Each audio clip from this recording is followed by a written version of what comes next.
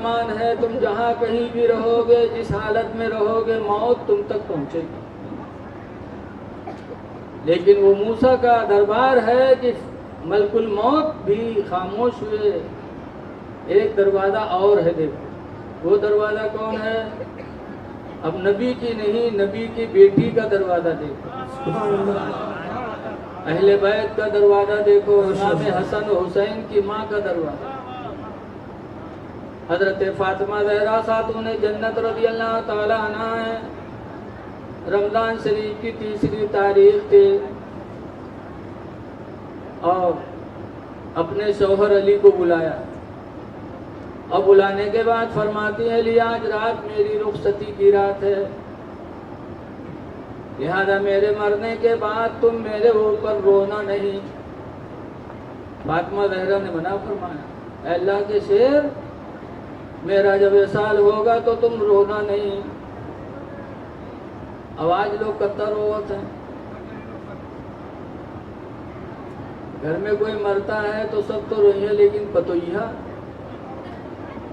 ارادہ گری دھون سے، اس کے بعد پھر اٹھئی ہے، پھر گری فرائض سے، لاگت ہے سب سے زیادہ انہین کا کھلا ہے۔ ساس زندہ رہے تو پانی نہیں پوچھیں، سسر زندہ تھا تو شوہر کو ورغلا کے الگ ہو گئی، ساس سسر کھائے کہ نہیں کھائے کوئی پتہ نہیں، اور وہی ساس یا سسر مرتے ہیں تو چڑیلن سینہ پیٹتی، ارادہ کی گرت ہے دھون سے، تاکہ سب جانے کہ بہت محبت کرتا ہے، یہ مکاری نہیں تو کیا ہے، اللہ خوب جانتا ہے۔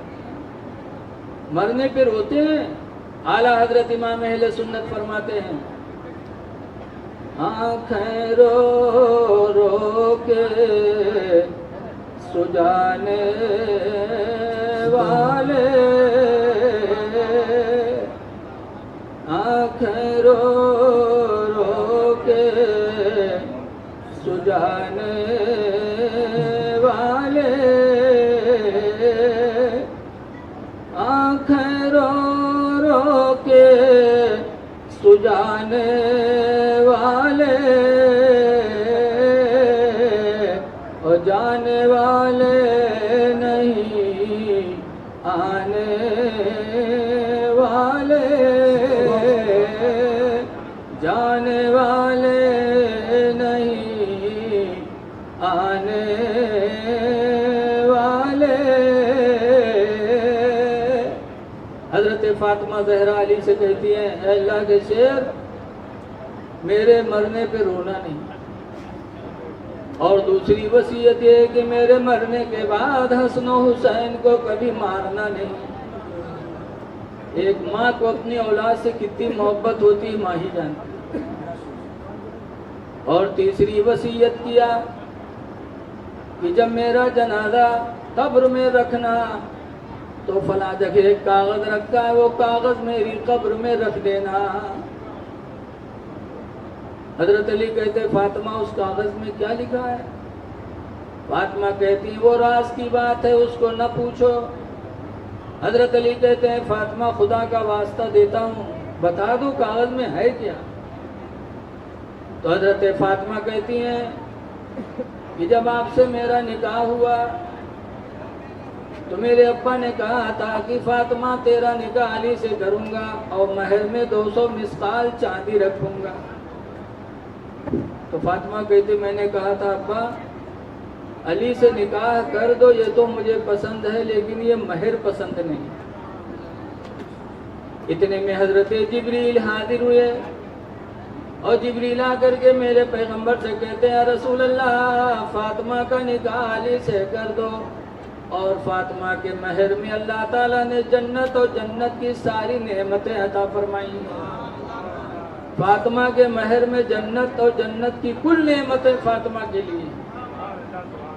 حضور نے مسکرا کے فاطمہ کو بلایا اور فرمایا بیٹی فاطمہ تیرا مہر اللہ تعالیٰ نے جنت اور جنت کی ساری نعمتیں رکھی ہیں۔ فاطمہ کہتی ہیں ابا یہ مہر بھی مجھے پسند نہیں۔ تو حضور نے پوچھا تھا فاطمہ پھر کون چیز تم کو مہر میں چاہیے؟ تو فاطمہ زہرا نے کہا تھا ابا جس چیز کے لیے آپ پہاڑیوں میں رویا کرتے ہیں، جس چیز کے لیے آپ سجدوں میں رویا کرتے ہیں، آپ سجدوں میں رو رو کے اپنی امت کے لیے دعا کرتے ہیں، رب ہب لی امتی، اے اللہ میری امت کو میرے حوالے کر دے، اے اللہ میری امت کو بخش دے۔ فاطمہ کہتے ہیں ابا میرے مہر میں آپ کی امت محمدیہ کی بخشش ہونی چاہیے۔ فاطمہ زہرا نے جب یہ کہا، تھوڑی دیر بعد حضرت جبریل ایک پرچی لے کے نبی کی بارگاہ میں حاضر ہوئے، اور وہ پرچی جبریل نے حضور کو دیا، تو اس پرچی میں اللہ نے لکھا تھا جعلت شفاعت امت محمد صداق فاطمہ، کہ میں نے فاطمہ کی مہر میں امت محمدیہ کی بخشش میں نے کر دیا۔ فاطمہ کی مہر میں امت محمدیہ کی بخشش میں نے کر دی۔ فاطمہ کہتی ہیں اسی شرط پر میں نے آپ سے نکاح کیا تھا، تو پرچی میں محفوظ رکھی ہوں، جب مجھے آپ قبر میں دفن کرنا تو میرے قبر میں وہ پرچی رکھ دینا، تاکہ کل قیامت کے دن اگر آپ کا ایک امتی بھی جہنم میں گیا تو میں اپنے رب کی بارگاہ میں وہ پرچی لے کے حاضر ہوں گی کہ اے پروردگار، تو نے میرے ابا کی امتیوں کی بخشش میرے مہر میں کیا تھا، الہی اسے تو جنت میں بھیج دے۔ فاطمہ کہتی ہیں میں امت محمدیہ کی بخشش کرواؤں گا۔ مسلمانوں اس سے ایک اندازہ لگاؤ، بہرحال آج جو لوگ فاطمہ سے محبت کرتے ہیں کوئی احسان نہیں کرتے، فاطمہ کی اولادوں سے جو محبت کرتے ہیں کوئی احسان نہیں کرتے۔ فاطمہ نے ہم سے تم سے کئی گنا محبت پہلے کیا، اس لیے لوگوں محرم کا مہینہ آ رہا ہے، زیادہ سے زیادہ اہل بیت کی یاد مناؤ، اہل بیت سے محبت کرو۔ بہرحال آگے بھی کچھ بتاؤں گا اگر اللہ نے چاہا، لیکن یہاں سنو، حضرت فاطمہ زہرا وصیت سے فارغ ہو گئی۔ جب وصیت کر چکی تو حدیث میں لما نزل علیہا ملک الموت، موت کا فرشتہ فاطمہ کے یہاں آیا، وقرع الباب، اور آنے کے بعد فاطمہ کے دروازے کو کھٹکھٹایا۔ غور کرو آپ لوگ ادھر ادھر نہ متوجہ ہو بھائی۔ ملک الموت نے فاطمہ کے دروازے کو کھٹکھٹایا، فاطمہ پوچھتی ہے کون؟ ملک الموت نے کہا میں روح نکالنے کے لیے حاضر ہوا ہوں۔ ہماری ماں بہنیں غور سے فاطمہ کا جواب سنیں۔ فاطمہ نے کہا اے ملک الموت، میں نبی کی بیٹی ہوں، زندگی گزر گئی، کبھی مجھے کسی اجنبی مرد نے نہیں دیکھا، اس لیے میرا دل نہیں چاہتا کہ آخری وقت فرشتہ میرا چہرہ دیکھے، اس لیے تم واپس جاؤ، میں نبی کی بیٹی ہوں، میرا چہرہ کسی اجنبی انسان نے نہیں دیکھا ہے۔ ملک الموت واپس ہو گئے۔ حدیث میں فقبض اللہ روحہا، تو خود اللہ تعالیٰ نے فاطمہ کی روح کو قبض فرمایا۔ اے لوگوں فاطمہ کا مرتبہ دیکھو کہ ساری دنیا کی روحیں تو ملک الموت نکالے ہیں نکالیں گے، لیکن فاطمہ نبی کی بیٹی ہیں، ان کی روح خود خدا نے نکالا، بغیر اجازت کے ملک الموت اندر نہیں آئے۔ جبریل بھی آتے تھے تو بغیر اجازت کے نہیں آتے تھے، جنتی کھانا فاطمہ کے لیے لے کے آئے تو بغیر اجازت کے اندر نہیں آئے۔ یہ نبی کی بیٹی اہل بیت کا درجہ ہے، اسی لیے اعلیٰ حضرت کے چھوٹے بھائی مولانا حسن رضا خان فرماتے ہیں کہ بے اجازت جن کے گھر جبریل بھی جاتے نہیں، بے اجازت جن کے گھر جبریل بھی جاتے نہیں، قدر والے جانتے ہیں قدر شان اہل بیت، قدر والے جانتے ہیں قدر شان اہل بیت۔ اس لیے اہل بیت کی تعظیم کرو، سیدوں کی تعظیم کرو۔ دیکھو سید کی تعظیم سے زندگی میں ایک بدلاؤ پیدا ہوتا ہے، سننے سنانے کا ماحول نہیں ہے، عجیب میلہ کی طریقے سے لوگوں میں چیپی گوئیاں ہو رہی ہیں۔ سیدوں کی تعظیم کرو، اہل بیت کی تعظیم کرو۔ بغداد شریف جہاں غوث پاک کی مزار ہے، وہاں ایک پہلوان رہتے تھے، پہلوان، کیا نام تھا ان کا؟ جنید بغدادی، بہت بڑے پہلوان۔ وہاں کے بادشاہ کا اعلان تھا کہ جو میرے جنید کی پیٹھ لگا دے گا میں اسے انعام اتنا دوں گا کہ مالا مال ہو جائے گا، جو جنید کی پیٹھ لگا دے۔ اور جنید بہت بڑے پہلوان تھے، بہت پہلوان تھے، اتنے موٹے تھے، ان کی کمر اتنی چوڑی تھی کہ کمر کیا پورا کمرہ تھا، بہت موٹے تھے۔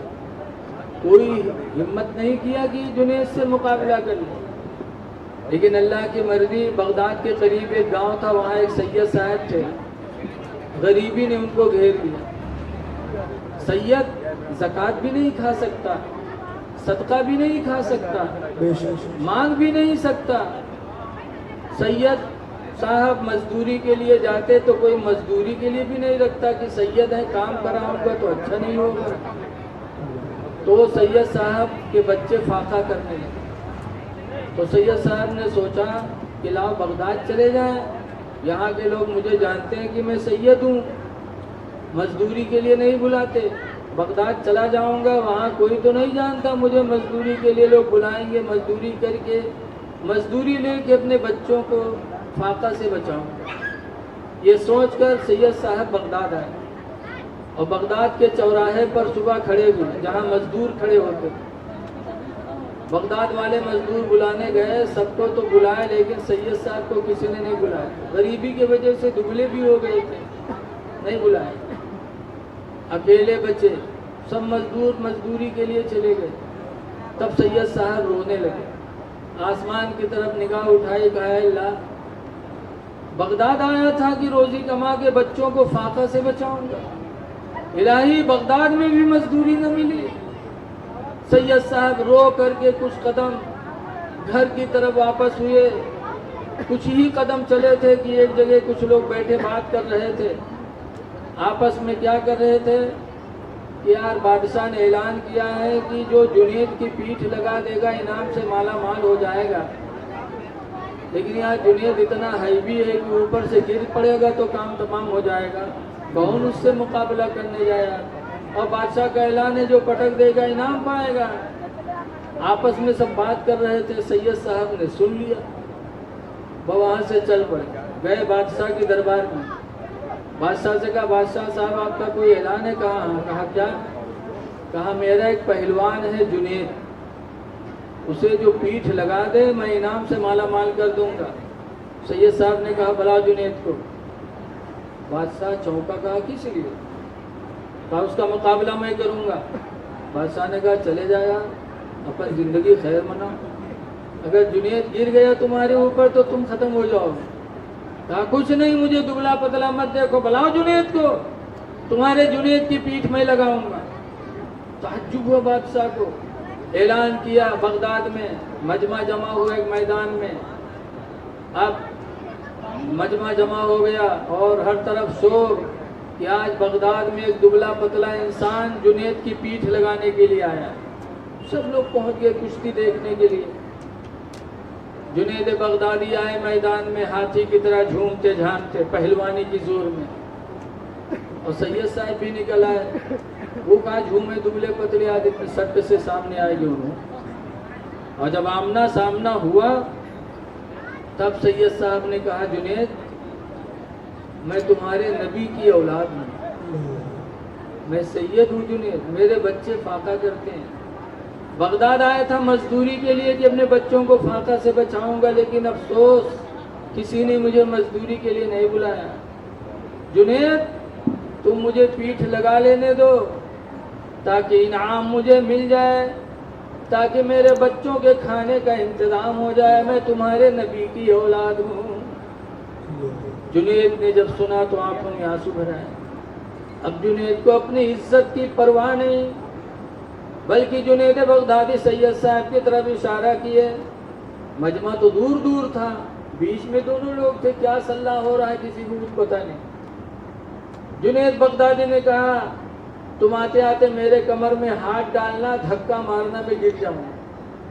سید صاحب پہنچے اور کمر میں ہاتھ ڈالا، کمر کہاں ہے، سکت رہا ہے، پورا کمرہ رہا، تنک ہاتھ لگائے نا، دھکا مارے، جنید چپ، سید صاحب اوپر، جنید نیچے، شور مچی بغداد میں کہ ایک دبلے آدمی نے جنید کی پیٹھ لگا دی۔ بادشاہ نے کہا نا یہ میرے جنید سے کوئی غلطی ہو گئی، دوبارہ کشتی ہوگی۔ جب دوبارہ پھر ہوئی، دونوں قریب ہوئے تو جنید نے اشارہ کیا کہ سید صاحب آتے آتے میرے سینے پہ ہاتھ مارنا، میں گر جاؤں گا۔ سید صاحب پہنچتے پہنچتے اسے ہاتھ مارا، جنید بغدادی چیت ہو گئے۔ سب کو حیرت ہوئی۔ بادشاہ سید صاحب کو لے کے گئے شاہی محل میں، اور اتنا انعام دیا کہ وہ سید صاحب بغداد سے خوشی خوشی اپنے بچوں میں روانہ ہو گئے۔ تب پھر جنید کو بلایا بادشاہ نے، اور جنید کو بلانے کے بعد فرمایا جنید تعجب ہے، تمہاری پہلوانی پہ مجھے ناز تھا اور آج ایک تم دبلے پتلے آدمی کو نہیں پٹک پایا۔ تب جنید کا جواب سن، لیکن جواب سننے سے پہلے ایک بات بتاؤ کہ کربلا میں 10 محرم کو امام حسین کے سینے پہ کون بیٹھا تھا؟ بتاؤ۔ سمر، بولو نا یار، سمر بد نصیب تھا، سمر کوڑھی تھا، کوڑھی۔ میرے پیغمبر نے فرمایا تھا